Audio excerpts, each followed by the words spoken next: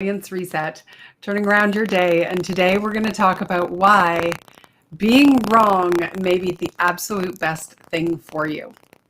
All right. So this mindset thing, or this Resilience Reset, is partially a little bit about this book, and some stories of interactions I've had lately with people, and just this conversation about people wanting to be territorial about ideas and defensive about ideas, and arguments between, friends or spouses that are so, in my mind, unnecessary. And you never know what's going on inside of a relationship. But I hear the conversations after the fact of like, he always has to be right, and let's just unpack it, because maybe being wrong is the best thing that can happen. Now, are you someone who likes to be stubborn and like, I got this, I know what the answer is, and I'm going to be right? And the other thing is, what I've noticed myself, and I've really worked on this, is like I'll feel really embarrassed if I'm wrong. Right? So I'm really working on identifying that level of trigger. So, okay, let's fix it then. Thank you.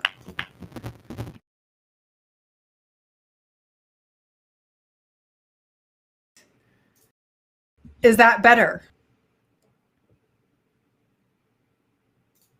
Okay, I got another one here. Something is off with the audio, but not in the way my comp. Someone else says, so the title was intriguing. Okay, so let me just see. Yes, that's better. So we're good on the mic. I just replugged it in. Might have had a thing. Okay, I'm glad. So loud and clear. Good stuff. So if you didn't hear that, let's just do a little bit of a reset inside of our reset. So the concept here is we're going to be talking about why being right is not always the right way to go. And this was really inspired by both reading these two books that I'm in the middle of this one, and have finished this one quite some time ago, and a conversation. So, and you know what I'm talking about, right? When we have some level of protection of I'm wrong and therefore I'm embarrassed. And so people will like dig their heel in to be right. And it kind of is not great and healthy for relationships. And I think sometimes if you're on my weekly lift up email, if you're not on that, let me know and I will get you a link to sign up for that. And it goes out on Tuesday morning. And one of the things I was talking about today was perspective and counting your blessings, and in the midst of a world where we can turn on the news and it's absolutely devastating to watch what is happening in different parts of the world. We can get caught up in all that, and maybe you have something really severe happening in your own life, right? That is just, heart-wrenching and gut-wrenching, and you need to get through that.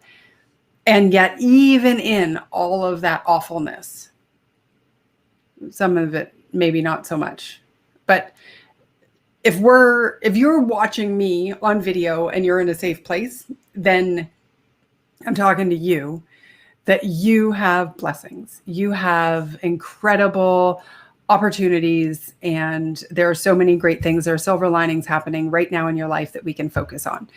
And so anyway, that was what the email was about. And it said, like, maybe that grudge you're holding on to is not really worth it. Or maybe being right is less important than being supportive and loving.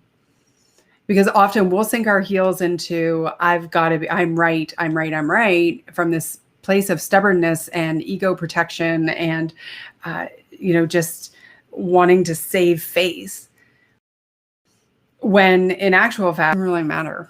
It's not the hill we need to die on. And here's why I'm so passionate right now about being wrong or not knowing an answer or having to find the answer from someone else, is because if I'm right on anything, and same with you, then this is it. Like, what I mean by that is there's no growth. There's no there's no evolution. There is no next step, or like, there's only the box in which we are looking out in our world. We only have the lens through which we have the experience of our lens. And I just had this realization of, oh, I don't want that to be it. I don't want to be right about everything. You know what? In fact, I want to mess up so I can learn. I want to, challenge myself so that I can go and continue to get better. Like, I don't like watching myself on these videos, but I'm like, you know what, Allison, you got to keep getting better. You got to improve your skills when you're on camera, and got to be uncomfortable and sometimes maybe a little embarrassed, or that awful feeling inside, and, accepting of that. But with I see this a lot in the corporate space as well, is people want to be right, and they want to stake their claim on an idea that wasn't even necessarily theirs. Or, how you'll have sometimes people in your life who you need whatever it is that's being decided to be their idea. Like, I have actually had to work with coaching clients to be like, okay, so your partner or your CEO or whatever, like, who you're working with needs big ideas to be their ideas. So that means this person now has to waste their energy and their thinking and their whatever to figure out a way to get the most important thing through for the company, and make it seem like the person who can't ever be wrong or have an idea come from somebody else actually have it be their idea. Like, I can't imagine a bigger waste of time in anybody's life. Just can't. Well, actually, I can imagine many wastes of time, but that is definitely one. And so if people just had the humbleness and the growth mindset and the ability to go, just because I don't know it doesn't mean that I'm somehow a flawed human being. It means that I just don't have all of the pieces of the puzzle yet. And when we have what Carol Dweck, I think is how you say her last name, outlines very clearly in this book called Mindset, what she says is it's a difference between growth mindset and a fixed mindset. And when I read this book, it really challenged me, because I am definitely growth mindset. Bring it on. I've learned that over the years. But what I was shocked by was how many little things I'm pretty fixed mindset on. Okay. So when you have a fixed mindset, here's a quote. You are not a work in progress, but a finished product. So the concept of fixed mindset is that you attach your success, like, obviously I'm paraphrasing here, you attach your opinion of yourself and your success to the outcome, the final product. A growth mindset attaches their self-confidence and their worth to the process that ultimately gets the result. But like, you think about this from a child's perspective.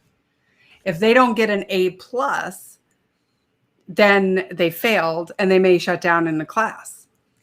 If they attach to the success based on, I studied, I memorized this. Oh, look, now, I didn't know those 3 answers. Now I get to go and learn those answers better.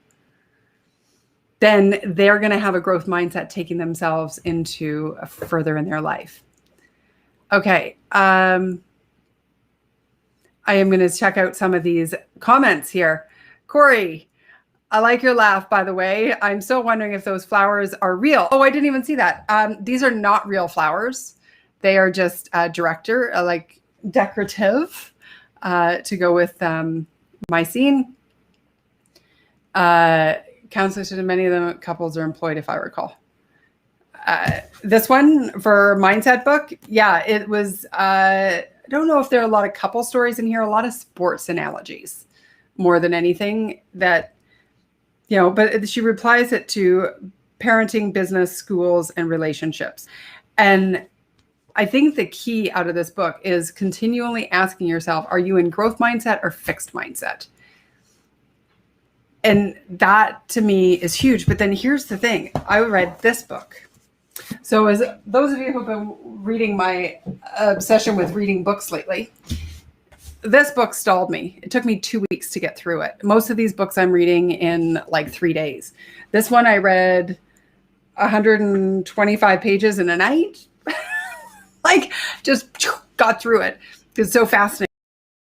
But this guy, Dalio, the principles yet, he is obsessed with this concept of I don't need to be right. Like I always want to be looking for new answers and new frameworks and new opportunities to actually improve myself and better yet, improve the systems around me. And so that's why I think when we're wrong and we admit it and we embrace it and we go, hey, what pieces of the puzzle can I learn from this? Then we're opening up an opportunity in our lives for an incredible future. It's awesome. And, you know, for those of you who don't know, I haven't talked about this yet, so probably none of you. I decided to join karate. And I asked the guy, I said, do you have an adult class? And he said, yes, I do.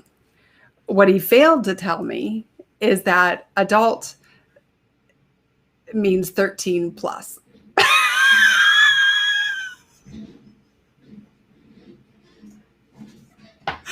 So I have joined karate with a bunch of teenagers. So I'm really excited about that. But I'll tell you, I really want to do a growth mindset course because I'm interacting with these youngins, and it's fascinating because they are really, I mean, I don't think I should speak outside of the dojo. Is that what it's called? So I don't want to be inappropriate in what I say, but I think it's really easy for, like, when we see it in other people, right? And so it could be any example. But if somebody doesn't do something right, I've adopted this growth mindset. Like, how would I know until I learn it? Right. So I can suck all day long as I continually trying to figure out, like, how do I push? Okay, where does my hand go? And okay, not there, but there, like all of those little idiosyncrasies. And I have zero expectation that I would get it right. I'm not attached to the outcome.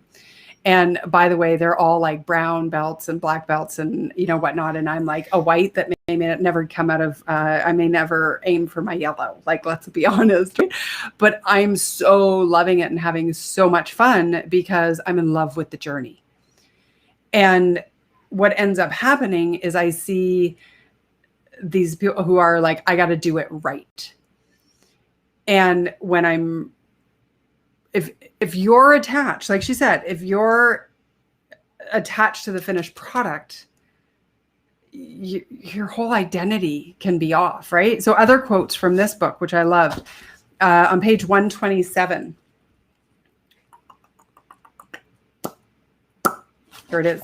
She says, true self-confidence is the courage to be open, to welcome change and new ideas regardless of their source. It is reflected in your mindset, your readiness to grow.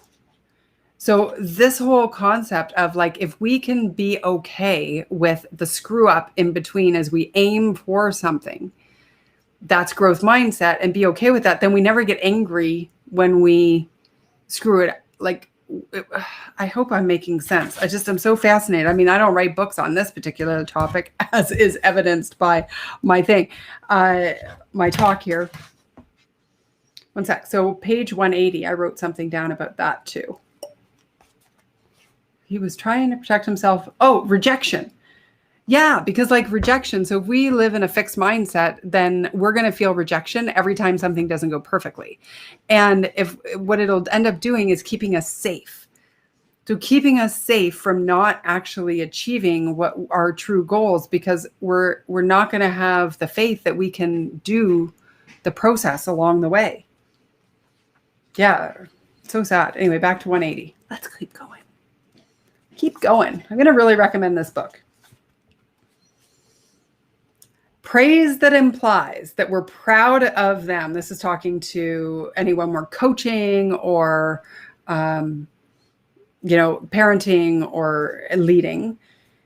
Praise that implies that we're proud of them for their intelligence or talent rather than for the work they put into it. So this is the shift. It's even when we're encouraging other people.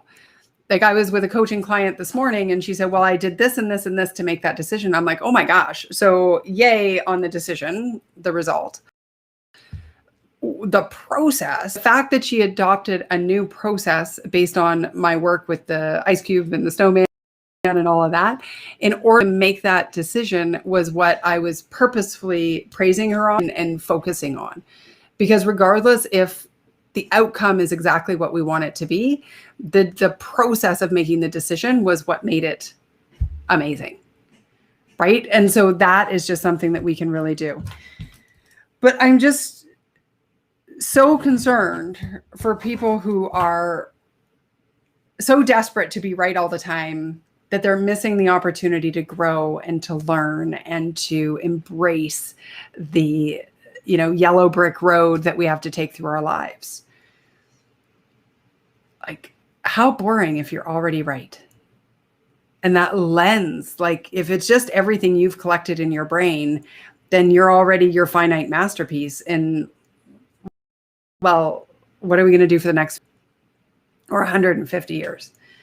And that's where growth mindset and being okay with being wrong. Like it's so refreshing when somebody says, oh yeah, I guess I was wrong on that. And by the way, talk about arguments between people that don't need to happen. This territorial nature of I need to be right, I need to be the source of that is huge. No one is right all of the time. I don't even know if they are becoming one, but uncertainty can plague all of us for sure. Well, and when we know that, we don't have to be embarrassed by it. We don't have to save face. I remember when I was doing a lot of the cognitive behavioral therapy work. And if you're familiar with my journey, then you'll know I've talked about that before. But one of the things Dr. T and I always talked about was if you're having an interaction with someone and it's not going well, and this person is trying to save face. So meaning that they don't want to admit that they're wrong, or they want to still look really good, even though they've done something wrong. It's a really, really hard thing to fight through, right? Like it's a hard way to be open and receptive to an interaction or to find a new path forward when somebody is so committed to protecting and not feeling rejected, when in actual fact, if they just go, oh yeah, I screwed that up, didn't I? Like you can learn, you can avoid arguments. Anyway, that's the end of my rant about this. I think being wrong is the greatest opportunity you have. Admitting you're wrong is the key to, I think, showing up, being curious, being okay. And that's where, when I talk about self-awareness and the whole curiosity versus judgment, and how if we can approach our life through a lens of compassionate curiosity instead of harsh critical judgment, then we can actually have a much smoother ride through this beautiful thing that we're on called life. So there we go. There are my thoughts for today.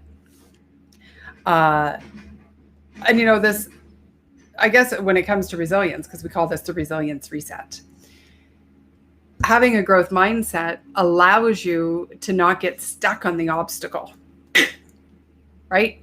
Hug the log. It's just something you got to get over in a path.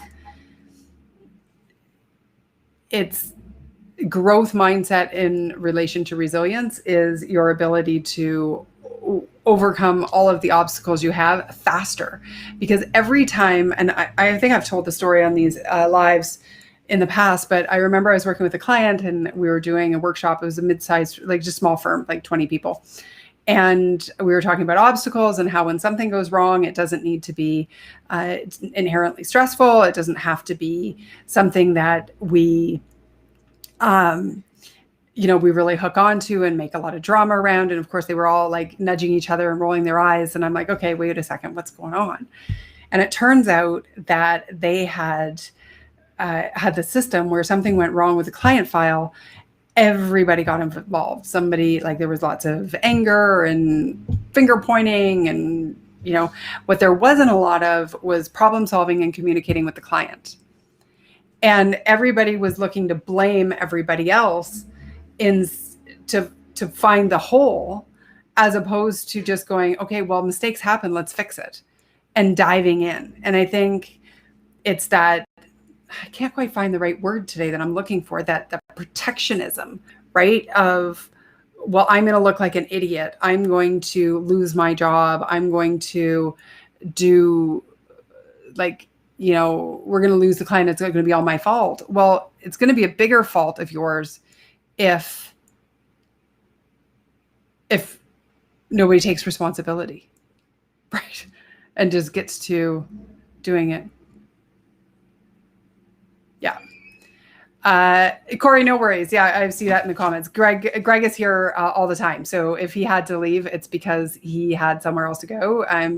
Yeah, no worries at all. But he'll be seeing it somewhere on YouTube or LinkedIn.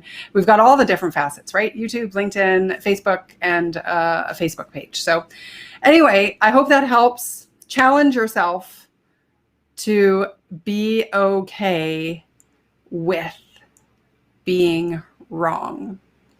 Actually, here's my challenge to you. Today, I am going to ask you to, next time you're with somebody and you've done something wrong, just before you feel defensive, before you want to interrupt, before you want to go, but, just say, yeah, I was wrong. Good point. And just let it bake. See what happens. I think it'll be very good. Can't wait to hear how that goes. Anyway, I'm off. I got some things to do. Noisy construction down the street. has stepped away. Okay.